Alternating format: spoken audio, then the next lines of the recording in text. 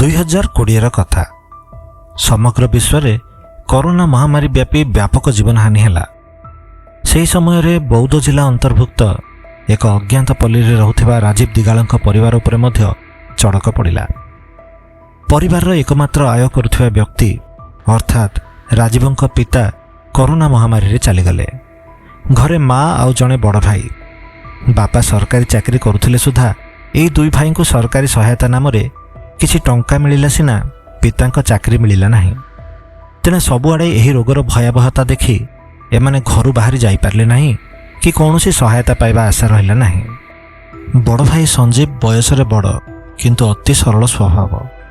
ରାଜୀବ ଉପରେ ଘରର ଦାୟିତ୍ୱ ପଡ଼ିଲା।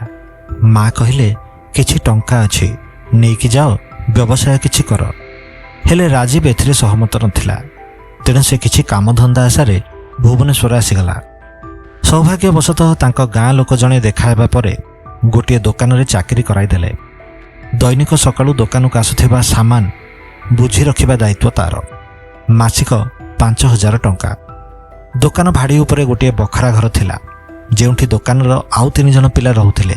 ସେଇଠି ରାଜୀବ ରହିଲା। ଏମିତି କାମ ସୌଭାଗ୍ୟର ସହିତ ମିଳେ। ଚତୁର ଥିବା ହେତୁ ରାଜୀବ ବହୁତ ଶୀଘ୍ର କାମଧନ୍ଦା ଶିଖିଗଲା। ମାଲିକ ଭାରି ଖୁସି। ଘରକୁ ସବୁ ବିଷୟ ଜଣାଇବା ପରେ ମା କହିଲେ, ଏଠି ଗାଁରେ ଆଉ କିଛି ତ କାମ ନାହିଁ, ସମସ୍ତେ ଭୁବନେଶ୍ୱର ପଳାଇବା। ରାଜୀବ ଏଥିରେ ରାଜି ହୋଇଗଲା। ଦୈନିକ ଦୋକାନକୁ ସାମାନ ନେଇ ଆସୁଥିବା ଲୋକଙ୍କ ସହ ଭଲ ସମ୍ପର୍କ ହୋଇସାରିଥିଲା। ସେମାନଙ୍କଠାରୁ ସୂଚନା ସଂଗ୍ରହ କରି ନିଜେ ଗୋଟିଏ ଦୋକାନ କରିବା ଯୋଜନା କଲା। ତେଣେ ମା ଗାଁରୁ ଆସିବା କଥା କହିବା ପରେ ସେମାନେ କେଉଁଠି ରହିବେ ସେହି ବ୍ୟବସ୍ଥା କରିବା ପାଇଁ ରାଜୀବ ବ୍ୟସ୍ତ ହୋଇଗଲା। ଦୋକାନ ମାଲିକଙ୍କ ପରାମର୍ଶରେ ସହର ତଳି ଅଞ୍ଚଳରେ ଗୋଟିଏ ଘର ଭଡ଼ାରେ ନେଲା। ଏବେ ଘରେ ମା ଆଉ ଭାଇ ଥିଲେ। ମାଲିକଙ୍କୁ କୁହାଇ ବଡ଼ ଭାଇଙ୍କୁ ବି ସେହି ଦୋକାନରେ କାମରେ ଲଗାଇଦେଲା। ପରିବାର ପାଇଁ ବହୁତ ଖୁସିର ସମୟ। ଯେଉଁ ଘର ସେମାନେ ଭଡ଼ାରେ ନେଇଥିଲେ ତାହା ଟିକେ ପୁରୁଣା ଥିଲା, କାରଣ ନୂଆ ଘର ପାଇଁ ଭଡ଼ା ବି ଅଧିକ ଦେବାକୁ ପଡ଼ନ୍ତା। ଦିନସାରା ଦୁଇ ଭାଇ ଦୋକାନରେ କାମ କରନ୍ତି।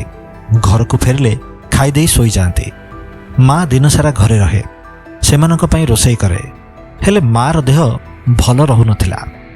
ବୋଧହୁଏ ଗାଁରେ ରହୁଥିବା ହେତୁ ସହରର ପାଣି ଦେହରେ ଯାଉନି ବୋଲି ସେ ମନେକରି ପୁଅମାନଙ୍କୁ କିଛି କହୁନଥିଲା। ରାଜୀବ ରାତିରେ ଛାତ ଉପରେ ଦୌଡ଼ିଆ ଖଟରେ ପକାଇ ଶୁଏ। ମା ଆଉ ବଡ଼ ଭାଇ ତଳେ ଶୁଅନ୍ତି। ଦିନସାରା ପରିଶ୍ରମ କରି ସେମାନେ ଏତେ ଥକି ପଡ଼ନ୍ତି ଯେ ଖଟରେ ମୁଣ୍ଡ ଦେଉ ଦେଉ ନିଦ ହୋଇଯାଏ। ଦିନେ ରାତିରେ ରାଜୀବ ସ୍ୱପ୍ନ ଦେଖୁଥିଲା। ଜଣେ ମହିଳା ସେ ଶୋଇଥିବା ଖଟ ପାଖରେ ଠିଆ ହୋଇଛନ୍ତି, ଆଉ କିଛି ପିଲା ଦୂରରେ ଖେଳୁଛନ୍ତି। ସେ ମହିଳା ଜଣକ ପିଲାମାନଙ୍କୁ ତାଗିଦ କରି କହୁଛନ୍ତି, ପାଟିତୁଣ୍ଡ କରନି। କିଛି ସମୟ ପରେ ସେମାନେ ଚାଲିଯାଆନ୍ତି। ରାତିର ସ୍ୱପ୍ନ ଦିନରେ ଉଭାନ ହୋଇଯାଏ। ପୁଣି ରାତିରେ ସମାନ ସ୍ୱପ୍ନ ଦେଖାଯାଏ। ରାଜୀବ ବୁଝିପାରି ନାହିଁ ଏକା ସ୍ୱପ୍ନ ସବୁଦିନ କେମିତି ଆସେ। ହେଲେ ସ୍ୱପ୍ନ ଏବେ ବଦଳିଗଲାଣି। ମହିଳା ଜଣକ ଖଟ ପାଖରେ ବସି କାମ କରୁଛନ୍ତି। ପିଲାମାନେ ବେଳେବେଳେ ଖଟ ଉପରେ ଡେଉଁଛନ୍ତି। ତା ଖଟକୁ ହଲେଇ ତାକୁ ନିଦରୁ ଉଠାଇବାକୁ ଚେଷ୍ଟା ବି କରୁଛନ୍ତି। ଆଉ ଦିନେ ରାଜୀବକୁ ଅନୁଭବ ହେଲା ସତେ ଯେମିତି ଖଟ ହଲୁଛି। ସେ ଆଖି ମିଳିମିଳି ଦେଖିବାକୁ ଚାହିଁଲା। ସତରେ ପାଖରେ କେହି ଜଣେ ମହିଳା ଛିଡ଼ା ହେବା ପରି ମନେ ହେଲା। ସେ ଆଖି ମୁଦି ଦେଇ ସେମିତି ଶୋଇ ରହି ଜାଣିବାକୁ ଚାହିଁଲା ଯେ ସେ ଯେଉଁ ସ୍ୱପ୍ନ ଆଜି ପର୍ଯ୍ୟନ୍ତ ଦେଖି ଆସୁଥିଲା ତାହା ସ୍ୱପ୍ନ ନଥିଲା। ସେ ଅଳ୍ପ ଖୋଲା ଆଖିରେ ଦେଖୁଥିଲା ଜଣେ ମହିଳା ଆଉ 3ଟି ଛୁଆ ଅଛନ୍ତି। ସିନ୍ଦୁରା ଫାଟିବା ବେଳ ହେଲା ବେଳକୁ ସେମାନେ ସମସ୍ତେ ଉଭାନ ହୋଇଯାଉଛନ୍ତି। ରାଜୀବ କିଛି ସମୟ ନିସ୍ତେଜ ହୋଇ ଶେଯରେ ପଡ଼ି ରହିଲା। ପରେ ଉଠିଲା, ଦେଖିଲା କେହି ନଥିଲେ। ସକାଳ ହେବା ପରେ ସେ ଦୋକାନକୁ ବାହାରିଗଲା। ପୁଣି ଘରକୁ ଫେରିବା ବେଳକୁ ରାତିର କଥା ସେ ପୁରା ଭୁଲି ଯାଇଥାଏ। ସେ ଶୋଇଥିବା ବେଳେ ମଧ୍ୟ ରାତି ପରେ ପୁଣି ଥରେ ମହିଳା ଓ 3 ଜଣ ଶିଶୁଙ୍କ ଉପସ୍ଥିତି ଅନୁଭବ କରୁଥିଲା। ତା ଗୋଡ଼ ପାଖରେ ଖଟ ଉପରେ ମହିଳା ଜଣକ ବସିଥିଲେ। ତାଙ୍କ ଓଜନ ସେ ଖଟ ଉପରେ ଅନୁଭବ କରୁଥିଲା। ପିଲାମାନଙ୍କ ପାଟି ସେ ଶୁଣିପାରୁଥିଲା, ହେଲେ ଦେଖାଯାଉନଥିଲେ। ମହିଳା ଜଣକ ପିଲାଙ୍କୁ ଚୁପ୍ ହେବା ପାଇଁ ବାରମ୍ବାର କହୁଥିଲେ। ରାଜୀବ ଆଉ ସନ୍ଦେହ କରୁନଥିଲା ଯେ ଏହି ଘର ଉପରେ ଆତ୍ମାମାନଙ୍କର ଅକ୍ତିଆର ହୋଇସାରିଛି। ଅବଶ୍ୟ ଏତେ ଦିନ ପରେ ସୁଦ୍ଧା କାହାର କିଛି ଅନିଷ୍ଟ ହୋଇନାହିଁ। ରାଜୀବ ହଲଚଲ ହେବା ପରେ ମହିଳା ଜଣକ ଖଟରୁ ଓହ୍ଲେଇ ଦୂରକୁ ଚାଲିଗଲା ପରି ମନେ ହେଲା। ଆଉ ସବୁ ଅଦୃଶ୍ୟ ହୋଇଗଲେ। ପରଦିନ ରାଜୀବ ଏହି କଥା ମାଆକୁ କହିବାକୁ ଚାହିଁଥିଲା, କିନ୍ତୁ କାଳେ ସେ ଡରିବେ ବୋଲି କହିନଥିଲା। ଦୋକାନରେ ମଧ୍ୟ ସେ କାହାକୁ କିଛି ନ କହି ନୂଆ ଘର ଖୋଜିବାକୁ ଆରମ୍ଭ କରିଦେଲା। ଦିନେ ଅପରାହ୍ନରେ ଦୋକାନ ଶୀଘ୍ର ବନ୍ଦ ହେବା ପରେ ଦୁଇ ଭାଇ ଘରକୁ ଫେରିଲେ। ଆଉ ଦାଣ୍ଡରେ ବସିଥିବା ବେଳେ ଘର ଭିତରୁ ମାଆର ଚିତ୍କାର ଶୁଣାଗଲା। 2 ଜଣ ଭିତରକୁ ଦୌଡ଼ିଗଲେ।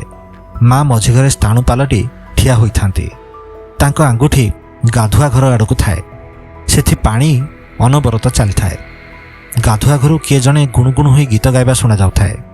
ରାଜୀବ ସାହସ କରି ଗାଧୁଆ ଘର ଆଡ଼କୁ ଯାଇ କବାଟକୁ ଠେଲିଦେଲା। ହଠାତ୍ ପାଣି ପଡ଼ିବା ବନ୍ଦ ହୋଇଗଲା, ଆଉ ଗୀତ ବି ବନ୍ଦ ହୋଇଗଲା। ମନେ ହେଲା ଯେମିତି କେହି ଜଣେ ଅଦୃଶ୍ୟ ସେମାନଙ୍କ ପାଖ ଦେଇ ବାହାରି ଚାଲିଗଲା। ସେମାନେ ନିର୍ବାକ୍ ଠିଆ ହୋଇଥିଲେ। ମା କହିଲେ, ଏ ଘରେ ଏମିତି ଅନେକ ଥର ହେଲାଣି। ରାଜୀବ ମଧ୍ୟ ନିଜ ସହ ଘଟିଥିବା ଘଟଣା ବିଷୟରେ କହିଲା। ତାପରେ ସେମାନେ ଘରୁ ବାହାରି ସାହି ପଡ଼ିଶାଙ୍କୁ ଏହି କଥା କହିବା ପରେ ଜଣେ କହିଲେ, ଏ ଘରେ ଆଗରୁ କେହି ବି ରହୁନଥିଲେ।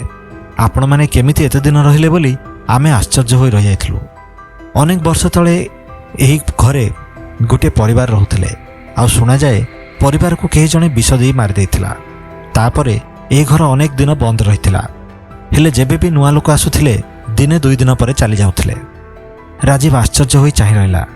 ସେମାନେ 2 ମାସ ହେଲା ଏହି ଘରେ ରହିଥିଲେ, ହେଲେ କେବେ କିଛି ଅଘଟଣ ଘଟିନି। କିନ୍ତୁ ଆଉ ଅଧିକ ଦିନ ସେମାନେ ରହିଲେ ନାହିଁ, ଆଉ ସେ ଘର ଛାଡ଼ି ପଳେଇ ଆସିଥିଲେ।